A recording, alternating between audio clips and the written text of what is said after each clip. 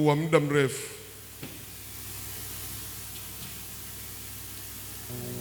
Ni mmoja wa maaskofu wanaoheshimika sana hapa Dar es Salaam, miongoni mwa jamii wa EAGT. Ni mtu wa heshima kubwa, lakini hata sisi ambao sio EAGT ni watu tunamheshimu, tunampenda, tunaikubali huduma yake.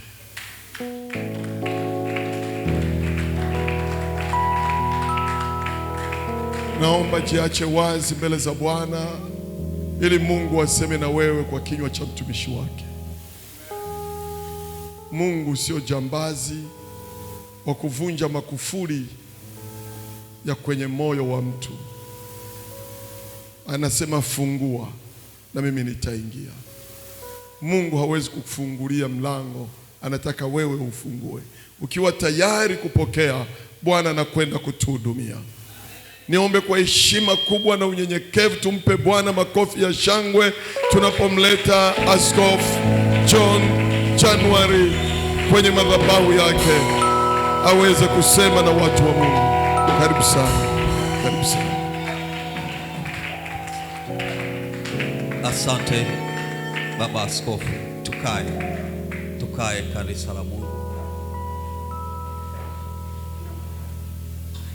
Ninawasalimu kwa jina la Yesu. Ninajisikia furaha sana leo kuwepo hapa kwenu.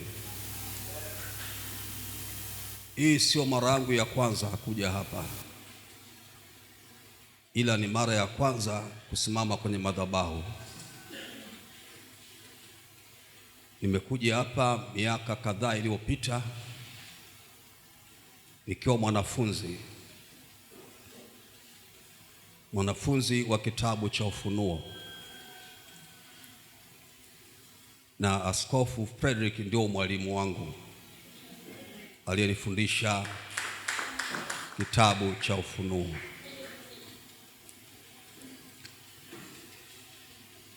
Mama mchungaji anawasalimia, amenituma nipeleke salamu hizi kwenu. Namshukuru Baba Askofu Frederick Simon kunikaribisha hapa. Asante sana baba. Ni baba mnyenyekevu sana. Mna mchungaji askofu mnyenyekevu sana sana.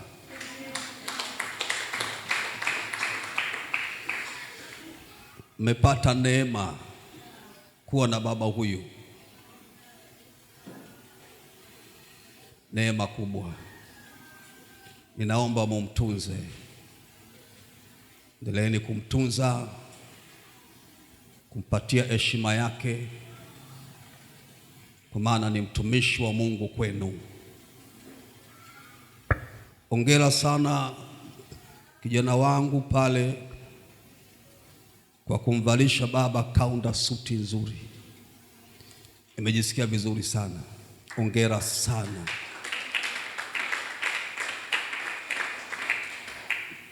Tena uendelee kufanya hivyo siku zote. Isiwe kaunda suti ya mwisho. Zije na zingine na zingine na zingine. Na kanisa la Mungu ni vema tuige mfano huo. Mambo mazuri huwa yanaigwa na ni ruksa kuiga, ila mambo mabaya tunakatazwa kuyaiga. Ni marufuku kuiga mambo mabaya, lakini mambo mazuri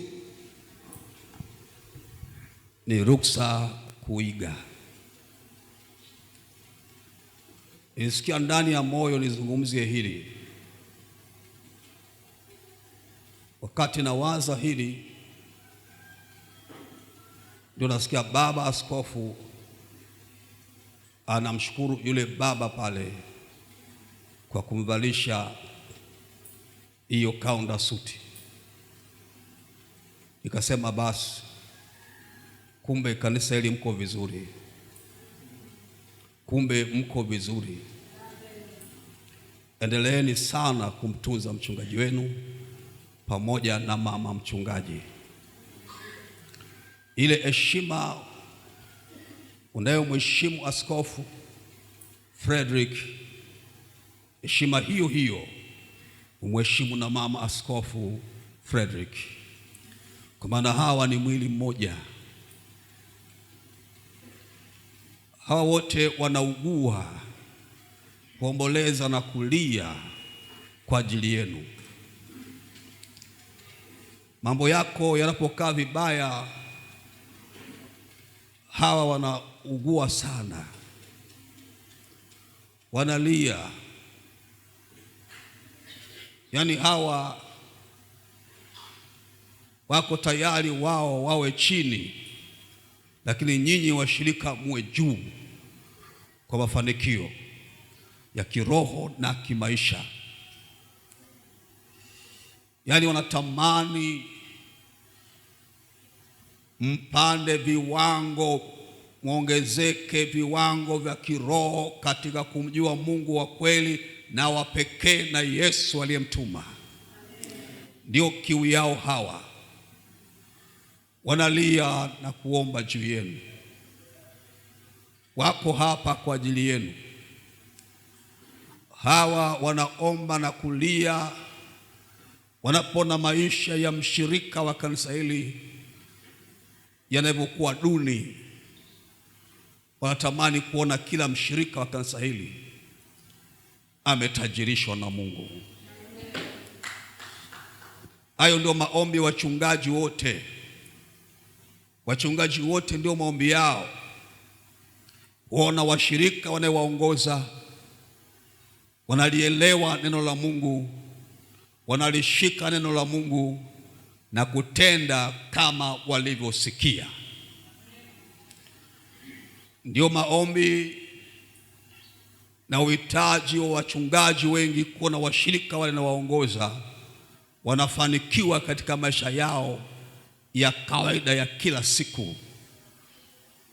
Watoto wao wanafanya vizuri kimasomo, wanafaulu, hali ya maisha inakuwa safi.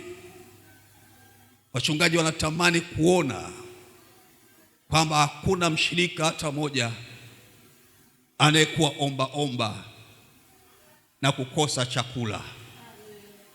Tamani kuona washirika wanafanikiwa sana. Au ndio wachungaji wa kweli walioitwa na Mungu wetu aliye hai. Wanaangalia pande zote mbili, upande wa kiroho na upande wa kimaisha wa huyo mshirika. Au ndio wachungaji wa kweli wanaolia pamoja na wanaolia, wanayefurahi pamoja na wanaofurahi. Au ndio wachungaji wa kweli. Mna bahati kubwa sana kuwa na mchungaji huyu, tena msomi, profesa. Na bahati kubwa sana, kubwa mno.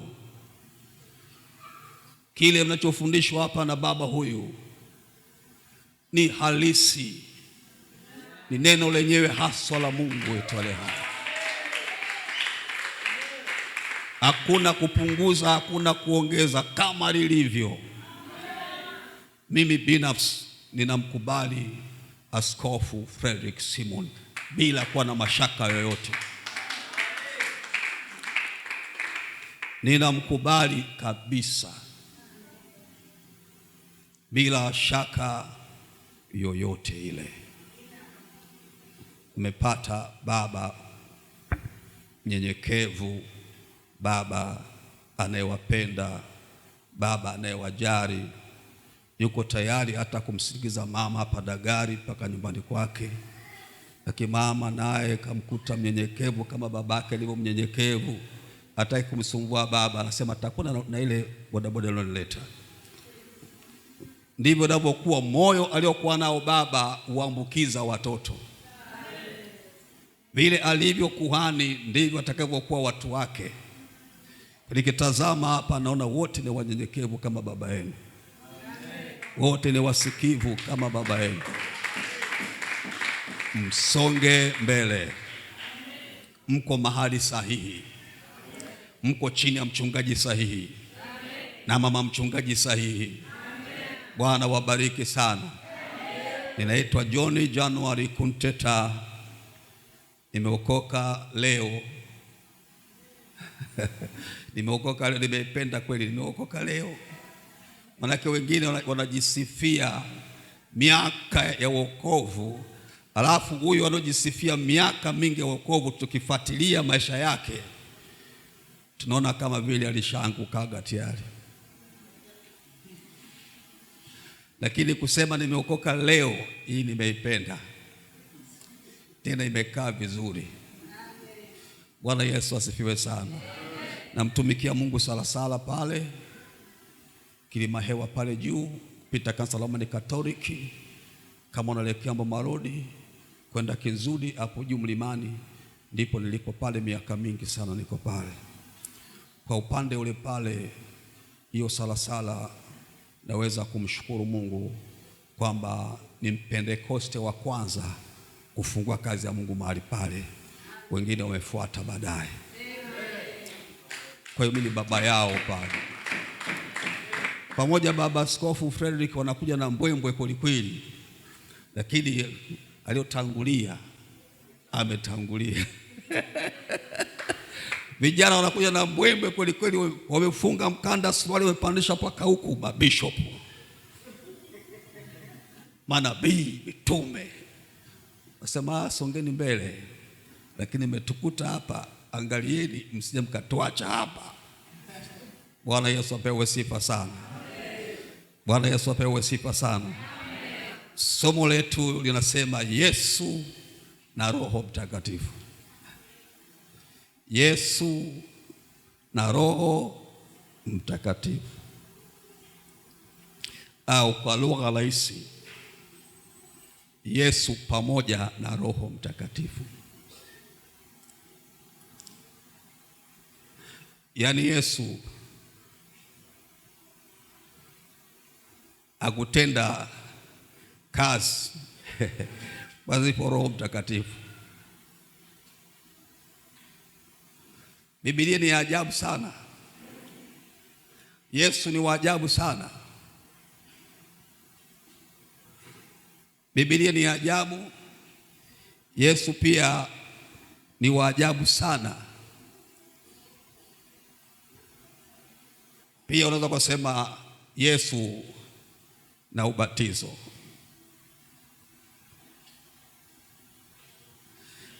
Yaani ya ajabu.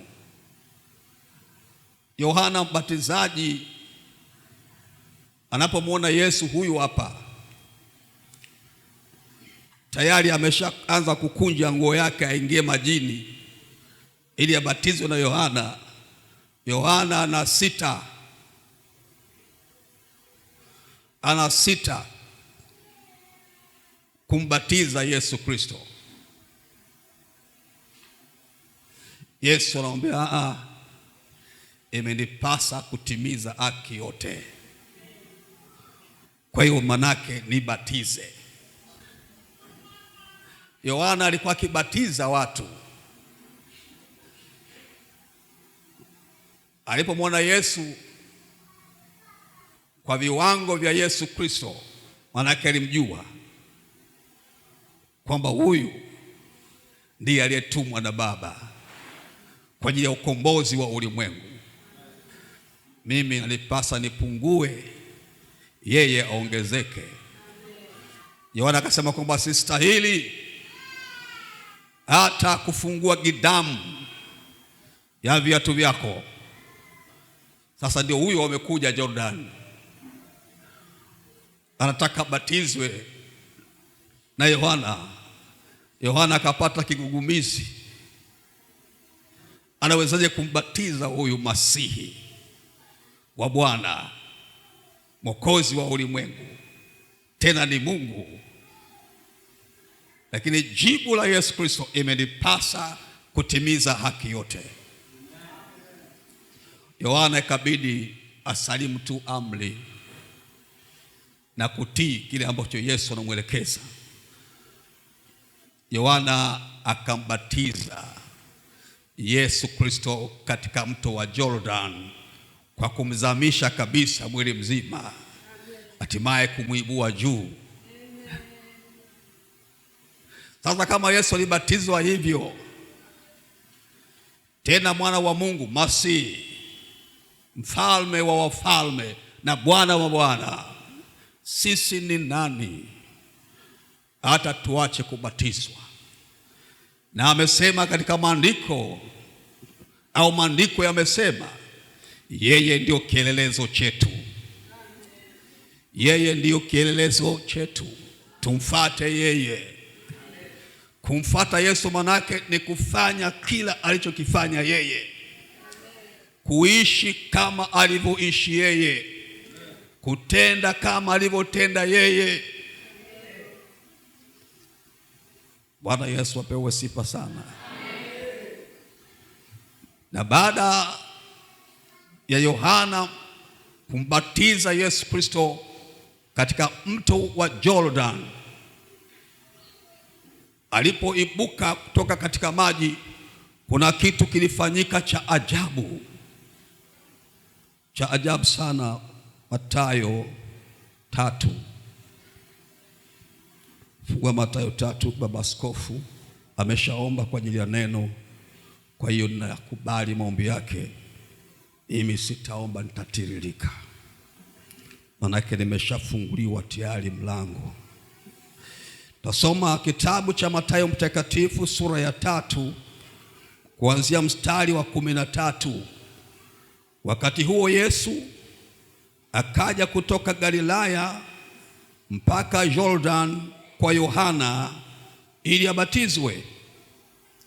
Lakini Yohana alikataa, alitaka kumzuia. Narudia, lakini Yohana alitaka kumzuia akisema, mimi nahitaji kubatizwa na wewe, nawe waja kwangu? Yesu akajibu akamwambia, kubali hivi sasa, kwa kuwa ndivyo inipasavyo kutimiza haki yote. Basi akamkubali. Naye Yesu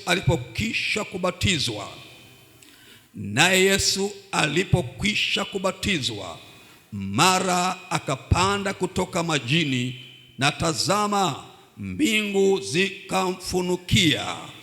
Akamwona Roho wa Mungu akishuka kama hua akija juu yake, na tazama, sauti kutoka mbinguni ikisema, huyu ni mwanangu mpendwa wangu, ninayependezwa naye. Hapa ndipo kazi ya Roho Mtakatifu ilianza kufanya ndani ya Yesu Kristo aliye hai. Yesu Kristo alibatizwa, na mimi pia nimebatizwa kama Yesu alivyobatizwa. Yesu alibatizwa katika ubatizo wa maji mengi, na mimi pia nimebatizwa katika ubatizo wa maji mengi kama Yesu Kristo aliye hai.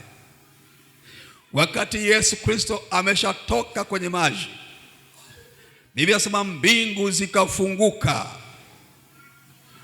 watu wakamwona Roho Mtakatifu akishuka na kukaa juu ya Yesu Kristo aliye hai, akishuka kama hua, yani kama njiwa, na kukaa mabegani pa Yesu Kristo Mwokozi. Bwana Yesu apewe sifa sana. Kama umeokoka lazima ubatizwe, na kama umebatizwa lazima uhitaji ujazo wa Roho Mtakatifu. Manake Yesu pia Roho Mtakatifu alishuka juu yake. Haleluya, haleluya. Mara tu baada ya kubatizwa kwake, Yesu aliongozwa na Roho Mtakatifu kwenda nyikani, ambako alijaribiwa na shetani kwa siku 40. Baada tu ya Yesu Kristo Mwokozi kubatizwa, Roho Mtakatifu akaja juu yake, na baada ya Roho Mtakatifu kuja juu yake, hapo hapo Roho Mtakatifu akaanza kazi yake ya kumwongoza Yesu Kristo kwenda wapi? Nyikani. Akaongozwa na Roho Mtakatifu. Nani? Yesu Kristo. Kwenda wapi? Kwenda nyikani,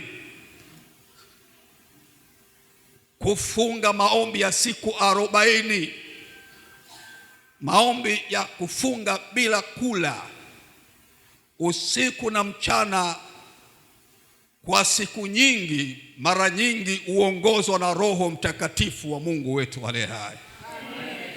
Usijitie kiherehere chako kufanya maombi ya siku 30 wakati hujaongozwa na Roho Mtakatifu. Utatoka na vidonda vya tumbo huko, utatoka umechanganyikiwa, utakuta na maroho mengine ukata kujaa, utakuja kusumbua kanisa hapa. Yesu Kristo maombi marefu ya siku 40 aliongozwa na Roho Mtakatifu.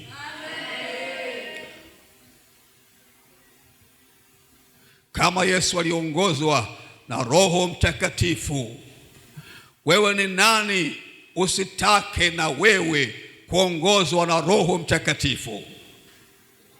Tunahitaji kuongozwa na Roho Mtakatifu. Tunahitaji kwanza kujazwa Roho Mtakatifu. Manake Yesu Kristo Roho Mtakatifu alishuka juu yake, na baada ya hapo akaongozwa na huyo Roho Mtakatifu kwenda nyikani kufunga siku 40. Haya ni maandiko yanasema hivi.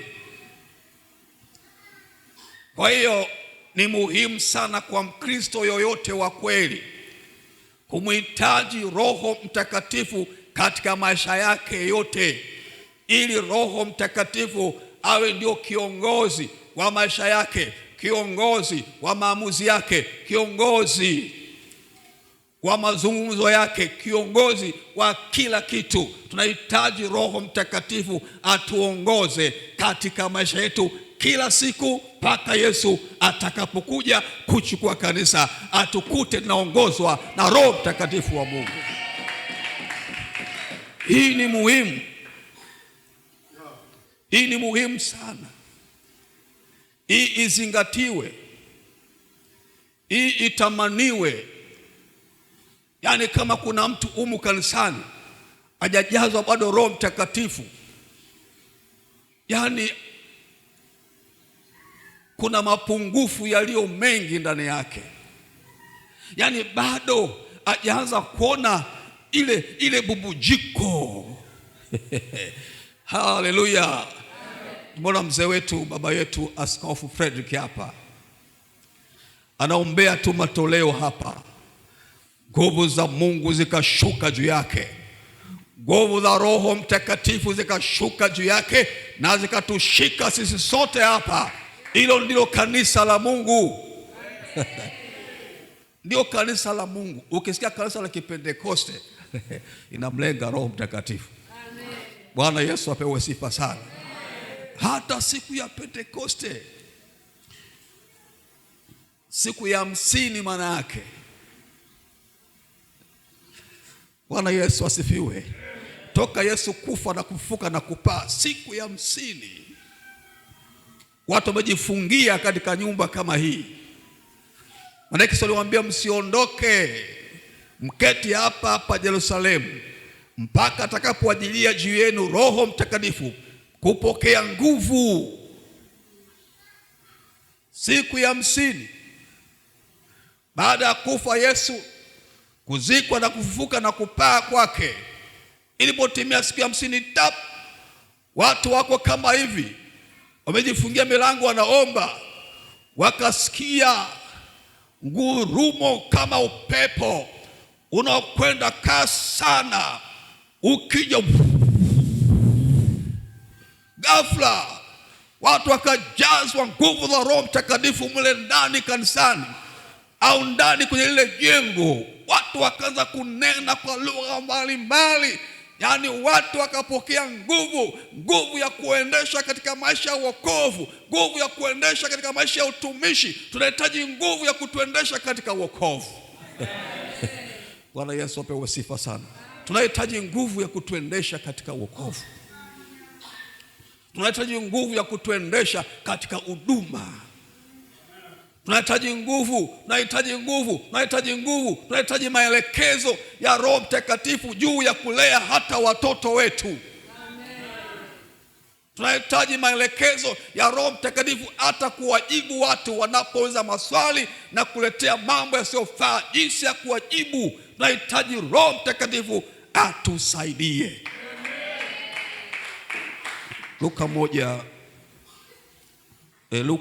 Mathayo sura ya 4 mstari wa 1 mpaka wa 2, au nitaendelea tu mpaka atakapokuwa nimekomea. Kisha Yesu alipandishwa na Roho nyikani ili ajaribiwe na Ibilisi. Akafunga siku 40 mchana na usiku, mwisho akaona njaa. Mjaribu akamjia Shetani akamwambia, ikiwa ndiwe mwana wa Mungu, amuru kwamba mawe haya yawe mikate. Amuru mawe haya yawe mikate.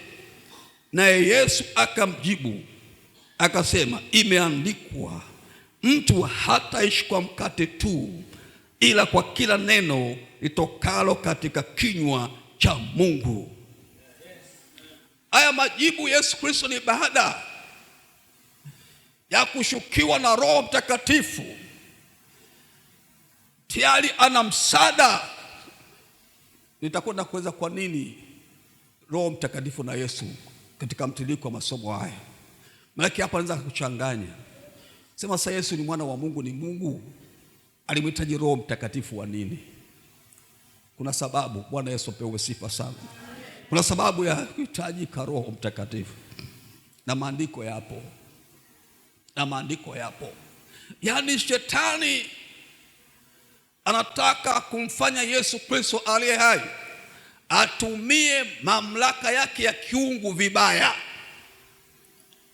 Alipomwambia geuza mawe haya yawe mkate, manake Shetani anamtaka Yesu Kristo atumie mamlaka yake ya kiungu vibaya.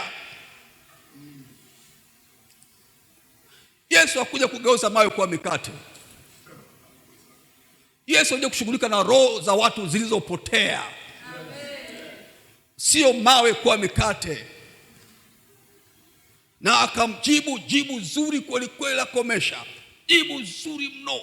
Akasema imeandikwa, mwanadamu hataishi kwa mkate tu, bali kwa kila neno litokalo katika kinywa cha Mungu. Ni kweli. Manake mkate umetokana na neno la Mungu. Mungu akasema na iwe miche, ikatokea miche ya aina mbalimbali. Ikatokea miche ya mipunga, ikatokea miche ya ngano, ikatokea miche ya kila namna. Ule mche wa ngano ukatoa ngano, ngano ndio inaleta mkate. Kwa hiyo neno la Mungu ni komesha, ni tosha kabisa. Maana neno la Mungu ndilo ambalo limeleta mikate yote hiyo. Neno la Mungu ndilo limeleta migomba yote hiyo.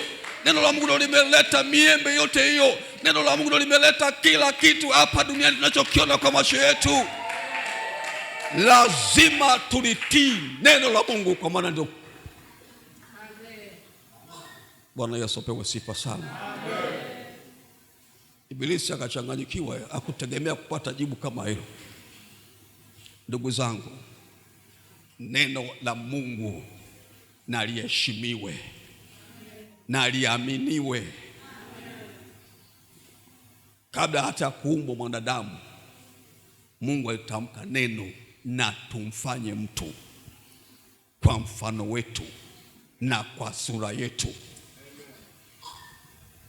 Alitamka neno kabla ya Mungu kushughulika na udongo kuumba. Kwanza alitamka nini? Neno. Yaani manake tayari mwanadamu alishaumbwa. Huyu fundi aliyotengeneza hii madhabahu, ilitengenezwa tayari kwenye moyo wake. Alikaa, wazo likaja la kutengeneza madhabahu, akaanza kutafakari inakuwaje hiyo madhabahu, itakuwa namna hii ya kioo na hivi na hivi, muundo wake utakuwa hivi. Anatafakari mpaka ukamilika kwake itaonekana hivi inavyoonekana. Hapo hajashika patasi, hajashika nyundo, lakini tayari madhabahu imeshaundwa wapi? Moyoni mwake tayari. Haya ni matokeo ya moyoni. Matokeo ya tafakari yake ndio imetoa hiki kitu. Kwa hiyo Mungu tayari alishaumba mwanadamu. Aliposema na tumfanye mtu kwa mfano wetu na kwa sura yetu, tayari Mungu alishaumba tayari huyu mtu katika moyo wake tayari. Amen. Kufinyanga udongo na kutokea sanamu la mtu na kupulizia pumzi ya uhai ya Mungu ni matokeo ya kile ambacho kilikuwepo ndani ya moyo wake Mungu. Bwana Yesu apewe sifa sana. Amejaa Roho Mtakatifu. Bwana Yesu anampa jibu hili shetani. Shetani anachanganyikiwa kwa jibu hili, lakini bado anajifanya king'ang'amizi, bado anamletea swali lingine. Kisha Ibilisi akamchukua mpaka mji mtakatifu, akamweka juu ya kinara cha hekalu, akamwambia, ukiwa ndiwe mwana wa Mungu,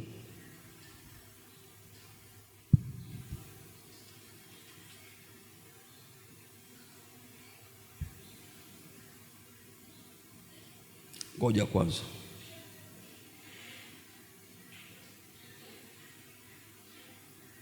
Subiri kwanza. Tuachane na hapo. Twende mstari wa 8. Manake patalilia muda.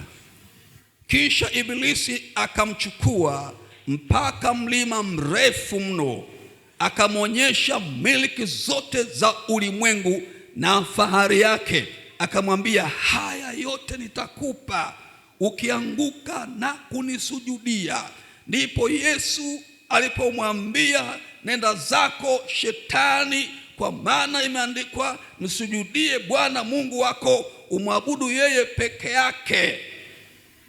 Shetani akamchukua Yesu Kristo, akampandisha katika mlima mrefu sana, akamwonesha miliki ya ulimwengu. Tena kwa dakika moja, miliki yote ya ulimwengu akaoneshwa Yesu Kristo aliye hai. Yaani miliki ya ulimwengu, yaani kila kitu kilichopo ulimwenguni. Shetani akamwambia Yesu, nitakupa hivi wewe ukiniangukia na kunisujudia, hii miliki yote ya ulimwengu nitakupa wewe. Yaani manake hapa shetani anachofanya, anataka kupandikiza roho ya tamaa ndani ya Yesu Kristo aliye hai. Anajaribu kuingiza roho ya tamaa ndani ya Yesu Kristo, aanze kutamani miliki ya ulimwengu, aanze kutamani mali za ulimwengu, aanze kutamani fahari ya ulimwengu, aanze kutamani ufalme wa kilimwengu, aanze kutamani sifa za kilimwengu, aanze kutamani heshima za kilimwengu.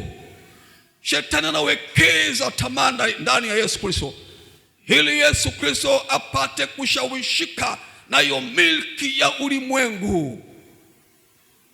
Yesu Kristo aliye hai, utawala wake sio wa hapa, utawala wake ni wa juu mbinguni.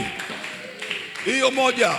Yesu Kristo utawala wake si wa hapa tu. Utawala wa Yesu Kristo ni ndani ya moyo wa mwamini. Mtu akimpokea Yesu Kristo aliye hai, ndio Yesu anatawala maisha ya huyu mtu moyoni, kiroho. Bwana Yesu apewe sifa sana.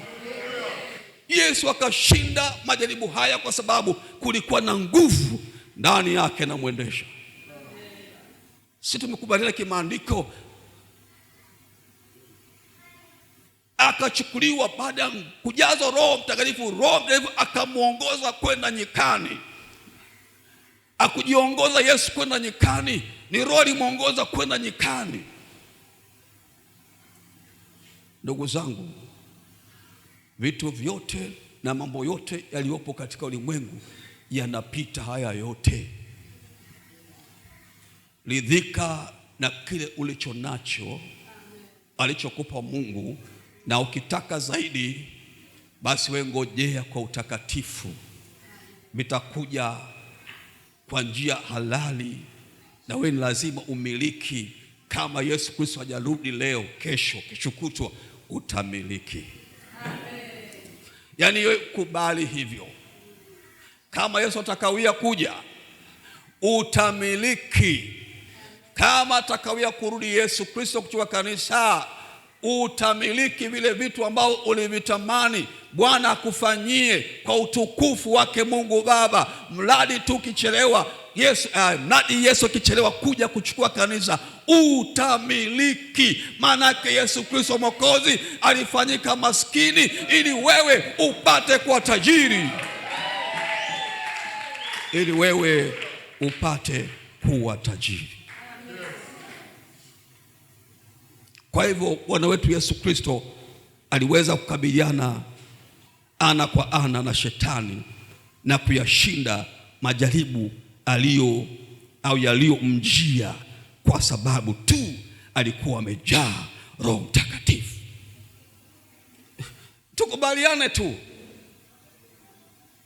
Tukubaliane tu. Baada ya kutoka Jordani katika kubatizwa, mbingu zikafunguka, Roho wa Mungu akashuka. Akushuka juu ya kila mtu pale, alishuka juu ya Yesu Kristo Mwokozi. Na baada ya hapo Roho Mtakatifu akamwongoza Yesu kwenda nyikani kufunga siku 40 bila kula usiku na mchana. Na huko akakutana majaribu ya shetani na akayashinda yote, kwa maana nguvu za Roho Mtakatifu zilikuwa ndani yake. Zilikuwa ndani yake. Haya tunayashuhudia jamani. Wewe ni shahidi, hata sisi hapa ni shahidi. Yesu anaokoa watu wa rika mbalimbali. Anaokoa vijana na anaokoa wazee. Mimi niliokolewa na Yesu nikiwa na miaka 27. Nikiwa na miaka 27 nikampokea Yesu Kristo Mwokozi kuwa Bwana Mwokozi wangu. Ni kijana. Miaka 27 ni kijana. Nina nguvu za ujana. Kama Biblia inavyosema, fahari ya vijana ni hiyo nguvu yao. Kwa hiyo nilikuwa na nguvu kama kijana, nguvu ambazo zimetimilika kabisa.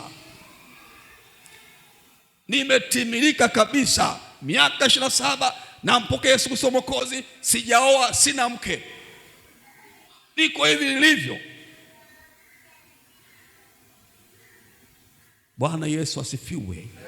Na nikiwa kijana hivyo hivyo, Bwana akaniita kunipa huduma ya kuchunga. Nimeanza kuwa mchungaji nikiwa sina mke. Kwa nikahubiria na kuwafundisha washirika wa aina zote mbili, wanaume kwa wanawake, wanawake wazee, wanawake vijana.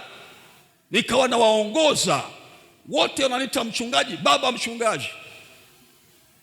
Na wote nilikuwa naona kwamba ni watoto wangu. Amen. Mabinti ni watoto wangu, akina mama ni watoto wangu, vijana wa kiume ni watoto wangu, wababa ni watoto wangu. Walionizidi umri ni baba zangu katika Kristo Yesu aliye hai. Walionizidi umri akina mama ni mama zangu katika Kristo Yesu Kristo aliye hai. Niliwaheshimu wote. Amen. Pamoja kwamba ni kijana nguvu zote. Bwana Yesu apewe sifa sana. Mpaka nikaja kuoa nikiwa salama kiroho.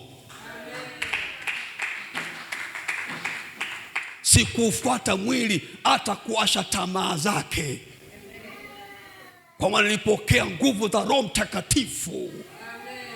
ambazo zinisaidia kuona watu wote ni watoto wangu kiroho.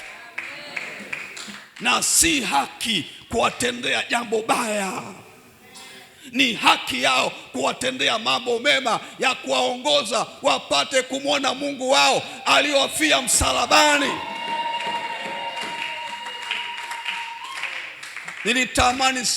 Natamani sana nione watu ambao nawaongoza kwa kweli wote wamefika mbinguni.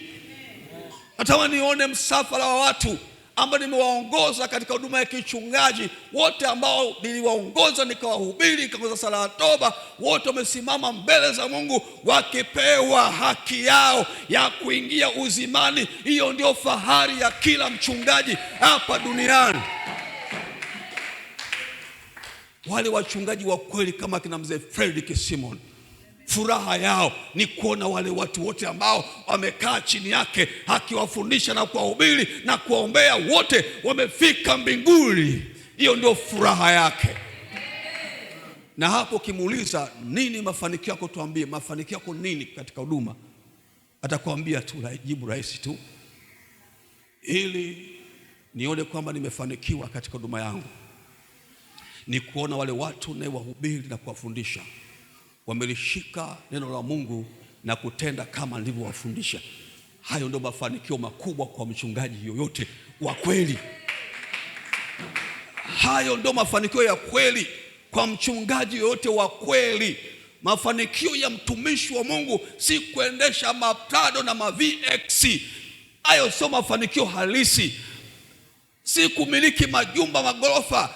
Hayo sio mafanikio halisi ya mchungaji. Mafanikio halisi ya mchungaji ni kuona watu ambao anawafundisha, anawahubiri, wameshika kila alichofundishwa na wanatendea kazi, wanaishi maisha matakatifu. Hayo ndio mafanikio ya mchungaji yoyote. Urabasakalina mama kasika. Hiyo ndio mafanikio. Ni mafanikio. Baadaye sasa ndio yaje magari. Baadaye sasa ndio yaje majumba. Lakini kwanza ni kuona wanaowafundisha wameyashika maneno ya Mungu na kuyatendea kazi. Hayo sasa naweza sasa nikala chapati yangu nyumbani na maharage nikichovya mchuzi na chai kidogo, maana sasa nasikia vizuri kwamba ndio waongoza wameshika neno la Mungu na wanatendea kazi. Sasa zaka na ije, sasa sadaka na ije, lakini sitaweza kutumia sadaka na zaka kwa furaha kama naye waongoza njia zao zimepinda. Bwana Yesu asifiwe sana. Haleluya. Haleluya. Kwa kweli Baba, utaniambia kama muda umeisha. Asante. Yaani utaniambia. Kwa sababu Yesu Kristo alikuwa amejaa Roho Mtakatifu. Kadhalika ni makusudi ya Mungu kwamba kamwe tusipambane wenyewe na dhambi,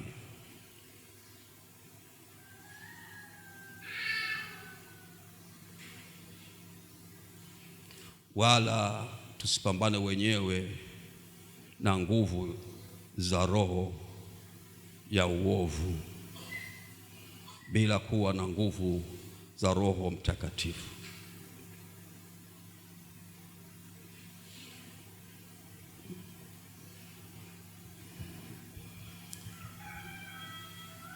Makusudi ya Mungu hataki aone tunapambana wenyewe peke yetu bila nguvu za Roho Mtakatifu.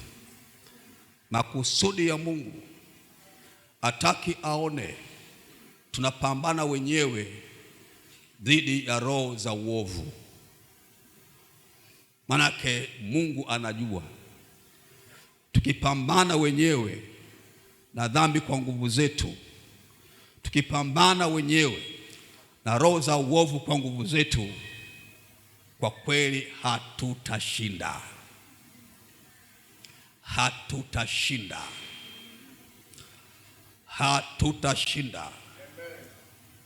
Ndio maana Mungu akamwambia Zerubabeli, Zerubabeli, si kwa nguvu wala kwa uwezo, bali kwa roho yangu, Sio kwa nguvu tunaweza kushinda dhambi zetu wenyewe. Sio kwa nguvu zetu wenyewe tutashinda uovu wa aina mbalimbali, bali ni kwa nguvu za Roho Mtakatifu ndio tutaweza kushinda maovu ya kila namna.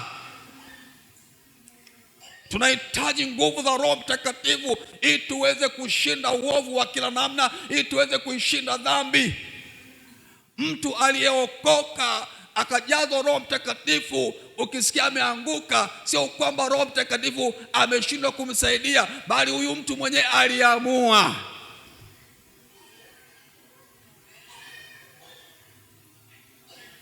Mungu sio jambazi. Askofu amesema hata afunje mlango aingie. Mungu yeye anasimama nje ya mlango, alafu anagonga gonga na bisha, ukifungua ndio ataingia. Sio jambazi, anataka hiari yako. Ukimwona mtu ambaye aliokoka akarudi nyuma akaanguka, na wewe ni shahidi kwamba alijazwa Roho Mtakatifu, usije ukadhani kwamba Roho Mtakatifu ni dhaifu. Roho Mtakatifu ni nguvu ya Mungu ndani ya watu waliookoka, nguvu ya kuendesha katika wokovu salama na kufika mbinguni salama kwa nguvu hiyo ya Roho Mtakatifu. Ukimwona mtu ameanguka, ametaka mwenyewe, na Roho Mtakatifu ameongea nawe, amemwonya wewe, yeye mwenyewe akaamua kuanguka. Maana yake ndugu zangu, kuokoka ni hiari yako. Mungu hataki akulazimishe.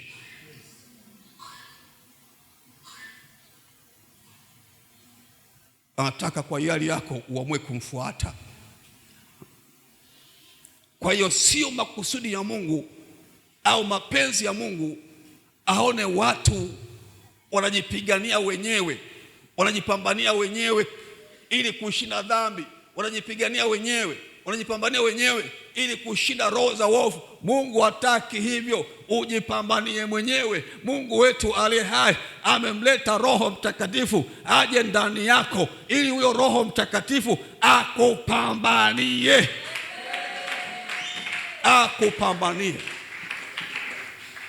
akupambanie, akuwezeshe, akusaidie, akuelekeze jinsi ya kuweza kushinda hiyo vita iliyopo mbele yako.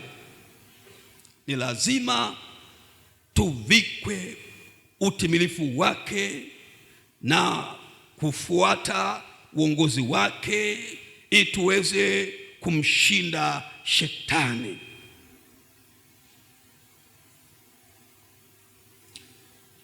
Yaani kuna namna fulani ya kupungua machoni pa Mungu kwa mtu ambaye hajajazwa Roho Mtakatifu. Yaani kuna mapungufu fulani.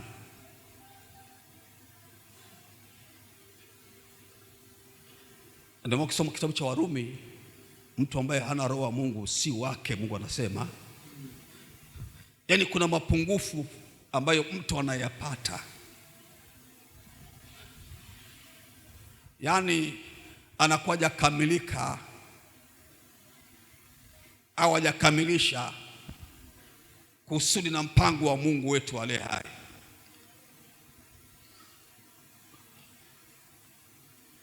Mungu anataka tujazwe Roho Mtakatifu. Yesu Kristo Mwokozi kama asingebatizwa na Yohana Mbatizaji, basi sisi wengine pia tusingebatizwa ubatizo wa maji mengi. Kama Yesu angemsikiliza Yohana, manake Yohana alionyesha unyenyekevu kwa Yesu, kwamba yeye astahili kabisa awezi kumbatiza. Asema mimi nahitaji kubatizwa na wewe, mimi nahitaji kubatizwa na wewe, nikubatize.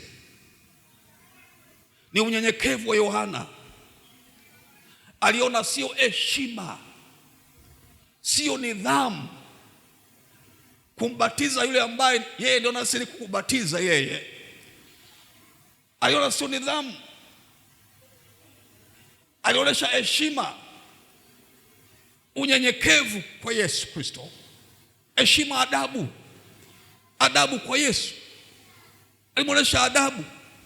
Yesu Kristo akushawishika na hiyo adabu yake, aliipokea, lakini haikumshawishi kwamba sasa akubaliana Yohana alafu aondoke pale Jordan bila kubatizwa. Yesu Kristo akamwambia, imenipasa kutimiza haki yote, nibatize. Yesu akabatizwa. Manake Yesu anaonyesha kielelezo.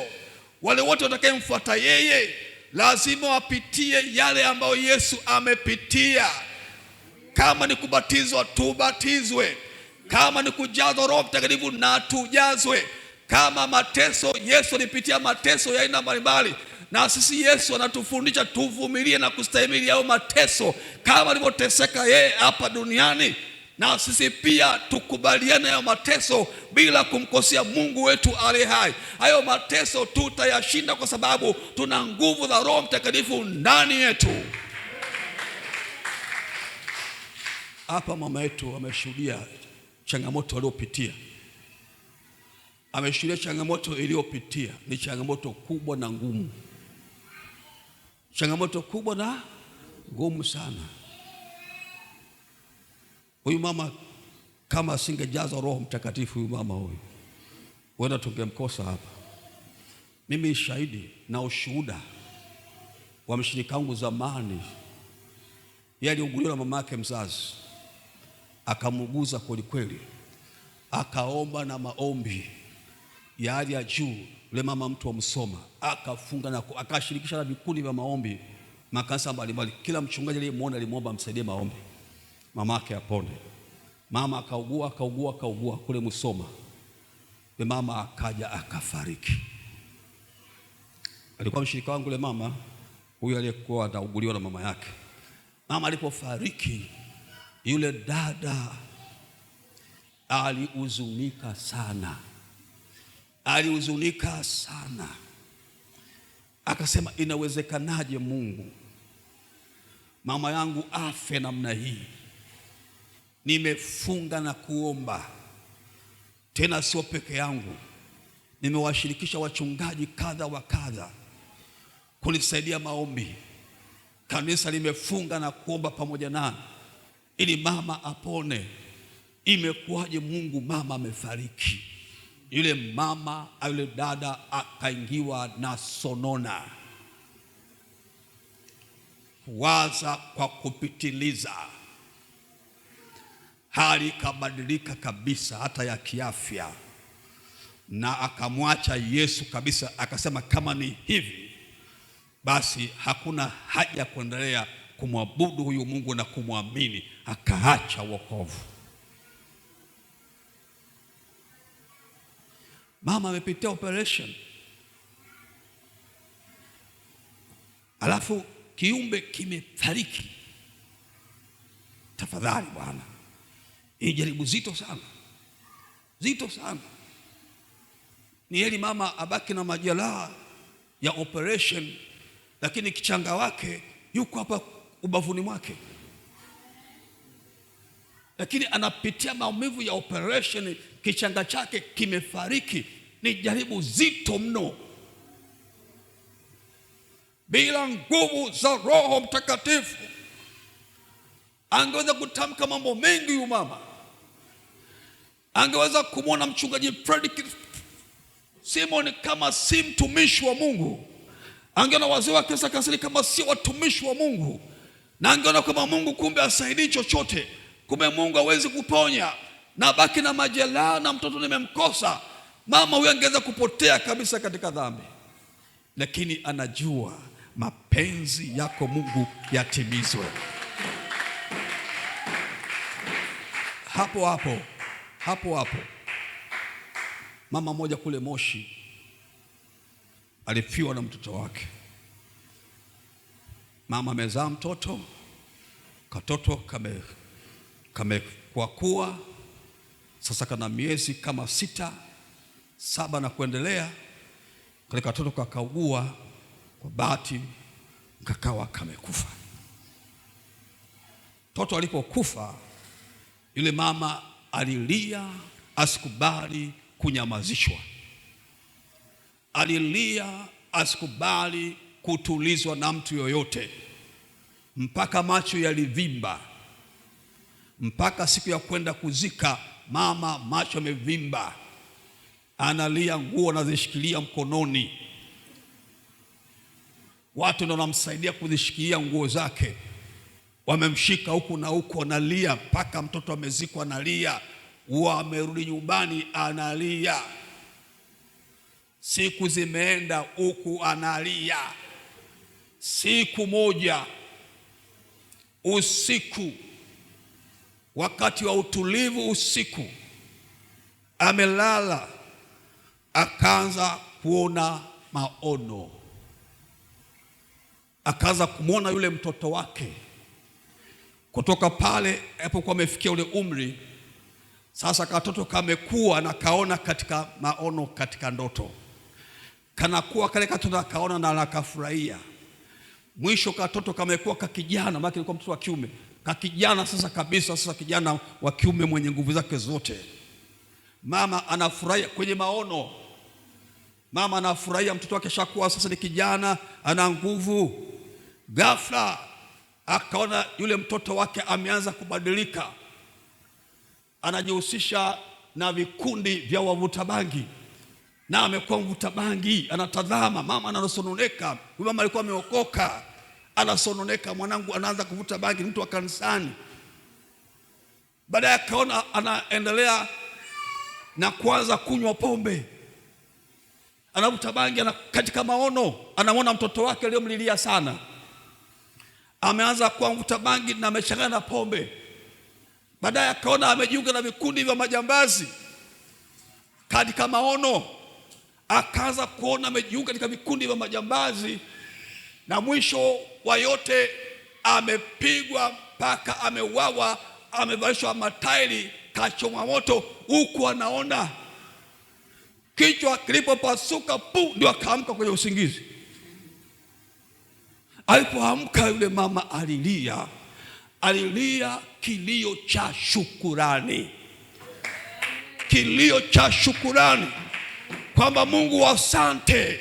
Kumbe Mungu uliona maisha ya mwanangu mwisho wake kwamba angeishia kwenye ujambazi na kwenda kupigwa na kuvalishwa matairi na kuchomwa moto. Yaani mwanangu kumbe ningemkosa hapa duniani na pia hata huko mbinguni singemwona. Asante Mungu kwa kumchukua mwanangu akiwa na miezi 6. Ninakushukuru. Toka siku ile akulia tena. Huyo ndio Mungu anayeona mwisho wako, anayejua mwisho wako, anajua hatima yako, anajua mwisho wako ni nini. Mungu anafahamu. Bwana Yesu apewe sifa sana. Ndio maandiko yanatuambia tushukuru kwa kila jambo, maana yake ni mapenzi ya Mungu. Japokuwa watu wanakataa kwamba kifo sio mapenzi ya Mungu, lakini Mungu alisema hakika utakufa. Kwa hiyo kifo kipo. Bwana Yesu apewe sifa sana. Kwa hiyo kifo kipo. Lakini mtu akiwa amejaa nguvu za Roho Mtakatifu hatakuwa jasiri, hatakuwa imara, hataweza kutikiswa na majaribu mbalimbali, hatayashinda, kwa maana Roho Mtakatifu atampa mbinu za kushinda, atampa uwezo wa kushinda. Roho Mtakatifu akiwa ndani yako atakuongoza kutenda mema, atakusaidia katika kazi ya Mungu, atakusaidia ili usonge mbele. Roho Mtakatifu ni wa muhimu sana. Bwana Yesu asifiwe sana. Yaani huyu kwa vijana, kwa wamama, kwa baba, kwa wazee, Roho Mtakatifu ni wa muhimu sana. Ni wa muhimu sana. Unashindaje vita? Unashindaje dhambi mwenzetu bila Roho Mtakatifu? Tunakushangaa. Roho Mtakatifu ndio alimtia Yesu Kristo mafuta na kumpa uwezo kwa ajili ya huduma yake. Kumbuka Yesu Kristo alikuwa nani? Alikuwa Mungu. Kumbuka kwamba Yesu Kristo alikuwa nani? Alikuwa Mungu. Lakini nani alimtia mafuta Yesu? Ni Roho Mtakatifu. Anasema amenitia mafuta. Mafuta ni Roho Mtakatifu. Bwana Yesu asifiwe sana. Yesu Kristo alitiwa mafuta ya Roho Mtakatifu, na ndio maana akaweza kufanya kazi ya Mungu kwa usahihi na akamaliza kwa ushindi wa hali ya juu. Yesu Kristo huyu ni wa ajabu sana, kwa sababu Yesu Kristo alizaliwa kama wewe ulivyozaliwa. Alikuwa mwanadamu kama wewe, japokuwa alikuwa ni Mungu wetu. Lakini kuzaliwa kwake, alizaliwa kama wewe ulivyozaliwa. Alikuwa na mwili kama wa kwako, alikuwa kama wewe, alisikia njaa kama wewe, alisikia kiu kama wewe, alisikia maumivu kama wewe, alikuwa na mwili kama wewe. Na ndio maana Roho Mtakatifu alihitajika kuwa ndani ya Yesu Kristo aliye hai. Yohana 1:1. Yohana 1:1. Yohana 1:1. Kama umepata soma, kama hujapata basi tutafute pamoja ili tukipata. Asante kwa maendeleo. Yohana 1:1. Biblia inasema hapo mwanzo kulikuwako neno, naye neno alikuwako kwa Mungu, naye neno alikuwa Mungu. Mstari wa 2, huyo mwanzo alikuwako kwa Mungu. Ndio. 3, vyote vilifanyika kwa huyo, wala pasipo yeye hakikufanyika chochote kilichofanyika. Asante. Pasipo yeye Yesu hakuna chochote kilichofanyika. Alikuwepo kwa Mungu. Yesu ndio neno, alikuwepo kwa Mungu, na pasipo yeye hakuna kitu ambacho kingefanyika. Huyu ni Mungu. Ukisoma Timotheo wa kwanza sura ya 2 mstari wa 5. Timotheo wa kwanza sura ya 2 mstari wa 5. Naomba pia kijana wangu usome. Timotheo wa kwanza sura ya 2 mstari wa 5. Biblia inasema kwa sababu Mungu ni mmoja, na mapatanishi, rudia tena, na mpatanishi kati ya Mungu na mwanadamu ni mmoja, mwanadamu Kristo Yesu. Asante. Mwanadamu Kristo Yesu. Rudia tena taratibu sana, tusikize wote. Kitabu cha kwanza cha Timotheo sura ya 2 mstari wa 5. Kwa sababu Mungu ni mmoja, na mpatanishi kati ya Mungu na mwanadamu ni mmoja, mwanadamu Kristo Yesu. Mwanadamu Kristo Yesu. Kwa hivyo Yesu alikuwa mwanadamu pia. Yesu alikuwa mwanadamu. Yohana 1:1 ni Mungu. Yohana 1:1 ni nani? Ni Mungu. Timotheo wa kwanza sura ya kwanza sura ya 2 mstari wa 5. Yesu Kristo ni mwanadamu. Kwa hiyo kama mwanadamu alihitaji nguvu za Roho Mtakatifu. Kama mwanadamu alihitaji nguvu za Roho Mtakatifu. Mungu alimtoa Yesu Kristo mwana wake wa pekee kuja duniani. Yesu alipokuja duniani, manake uungu wake aliuacha kule mbinguni. Alipokuja hapa alikuja kama binadamu. Alipokuja hapa alikuja kama mwanadamu aliyezaliwa na mwanamke aliyeitwa Mariamu. Alikaa tumboni kwa Mariamu kama wewe na mimi tulivyokaa matumbo ya mama zetu. Akazaliwa kama mimi na wewe tulivyozaliwa na mama zetu. Akawa na mwili kama wa kwako, kama wa kwangu. Na ndio maana Yesu Kristo Mwokozi akuacha kwenda kwenye maombi Getsemane.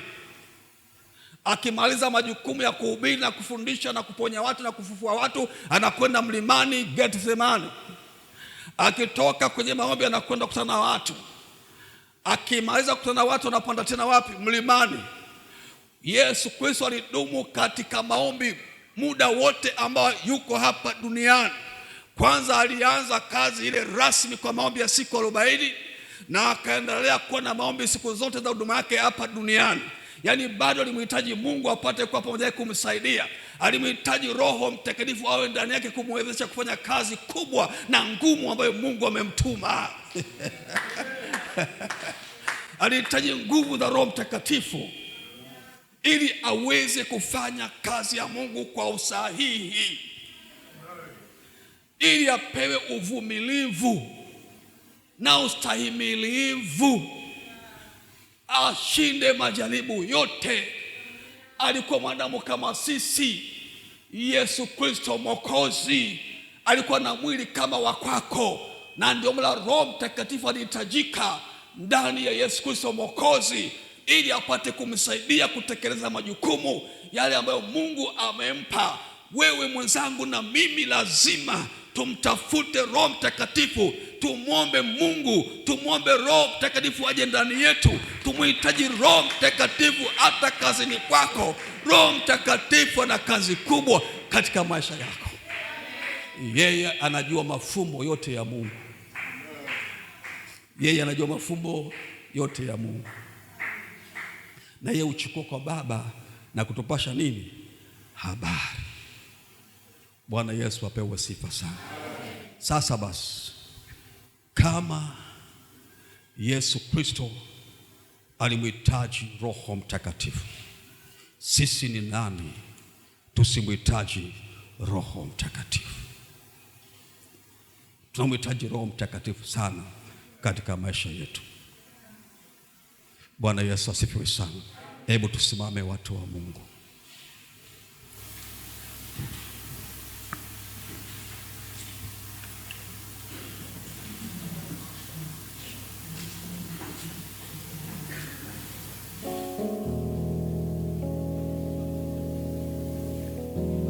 Tunaomba yule dada yuko wapi tuabudishe. Alafu wote ambao kwa kweli wanahitaji nguvu za Roho Mtakatifu watatoka mbele, nitaomba kwa ajili yao. Wote ambao wanahitaji nguvu za Roho Mtakatifu watatoka mbele, nitawaombea.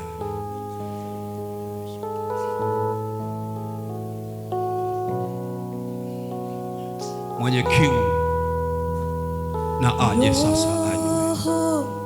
Shuka tena. Rawashana wakoli ya musika zemura tabia.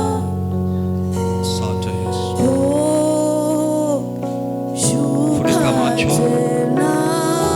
Funika macho. Funika macho. Kama siku ya Umejazwa Roho Mtakatifu na kunena, sogea mbele tuombe pamoja na wewe. shuka tena. Wakati wako tuombe pamoja. Asante. Ni vema msogee ili mumtie joto asiwe peke yake kijana. Na yule ambaye amejazwa Roho Mtakatifu lakini anaona kama nguvu zimeanza kupungua za Roho Mtakatifu, naye pia aje mbele. Anahitaji kuongeza nguvu zaidi, aje mbele. Tafunika macho wote, kanisa zima tukamwachia Roho Mtakatifu ili ashuke, ili akutane na kijana wetu. Oh, hallelujah. Kama siku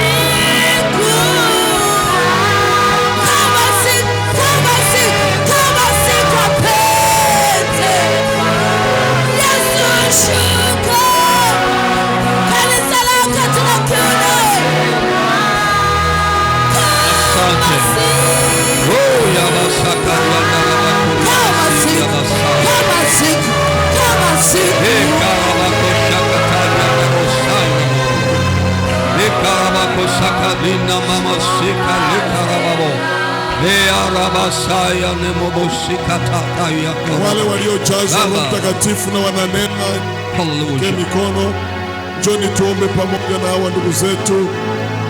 Unajua mimi nimejazwa Roho Mtakatifu, nimeokoka, nimejazwa Roho Mtakatifu na nena kwa lugha nyingine. Usisimame nyuma, njoni mbele. Njoni mbele. Ukisimama nyuma, maana yake na wewe tutakuwekea mikono. Asante. Kama mnakuwa wengi mbele, acheni sogea nafasi kidogo. Asante. Baba yetu na Mungu wetu, katika jina la Yesu Kristo aliye hai, Mungu wa utukufu, Mungu wa milele na milele yote, wewe ni Bwana, wewe ni mfalme mkuu, wewe ni jemedali, simba wa kabila la Yuda, kwa jina la Yesu Kristo aliye hai. Mungu Baba, katika jina la Yesu Kristo, naomba Mungu wa rehema, Mungu mwenye kutimiza ahadi yako, ushuke sasa. Roho Mtakatifu njoo, Roho Mtakatifu njoo, njoo kwa kijana huyu, ingia ndani yake kwa jina la Yesu, kwa jina la Yesu, kwa jina la Yesu, katika jina la Yesu Kristo mwana wa Mungu aliye hai, kwa jina la Yesu Kristo aliye hai. Chia mafuta na neema ya Roho Mtakatifu juu ya watoto wako. Yesu njoo, katika jina la Yesu. Roho Mtakatifu shuka, shuka, ingia kwa kijana huyu kwa jina la Yesu Kristo. Nguvu la Roho Mtakatifu na zije, na zishuke, na zije ndani yako. Pokea Roho Mtakatifu, pokea Roho Mtakatifu, pokea Roho Mtakatifu, pokea Roho Mtakatifu, pokea Roho Mtakatifu, kwa lugha nyingine, pokea Roho Mtakatifu, pokea Roho Mtakatifu, pokea Roho Mtakatifu, pokea Roho Mtakatifu, pokea Roho Mtakatifu, katika jina la hai, kwa jina la Yesu, kwa jina la Yesu, kwa jina la Yesu, kwa jina la Yesu, kwa jina la Yesu, kwa jina la Yesu, kwa jina la Yesu, kwa jina la Yesu. Pokea, pokea Roho Mtakatifu, pokea Roho Mtakatifu, pokea Roho Mtakatifu, pokea Roho Mtakatifu, pokea Roho Mtakatifu, pokea Roho Mtakatifu, pokea Roho Mtakatifu, pokea Roho Mtakatifu, pokea Roho Mtakatifu, kwa jina la Yesu aliye hai. Yesu Kristo, Yesu Kristo, Yesu Kristo, ni ahadi yako, ahadi yako kwa watu wako, ahadi yako kwa watu wako, kwa watu wako, kwa watu wako, kwa watu wako. Ulisema utamwomba Baba atatuletea msaidizi, Roho Mtakatifu, Roho Mtakatifu, Roho Mtakatifu, Roho Mtakatifu, Roho Mtakatifu. Uje sasa, uje sasa, uje sasa, uje sasa, uje sasa, uje sasa, kwa jina la Yesu hai. We bless, we glorify your name. Kwa jina la Yesu Kristo. Asante Mungu. Asante Bwana Yesu Kristo. Kwa jina la Yesu Kristo. Pokea nguvu la Roho Mtakatifu. Jaza uongezeke. Jaza uongezeke. Jaza uongezeke. Nguvu la Roho Mtakatifu. Jaza uongezeke. Jaza uongezeke. Kwa jina la Yesu. Ora mashaka. Ikatarina modosi. Ikaria masaya. Ina mosaka. Elia masaya. Asante Bwana wa Yesu. Fadhili zako ni nyingi. Katika jina la Yesu. Asante. maana ni wewe utoshaye.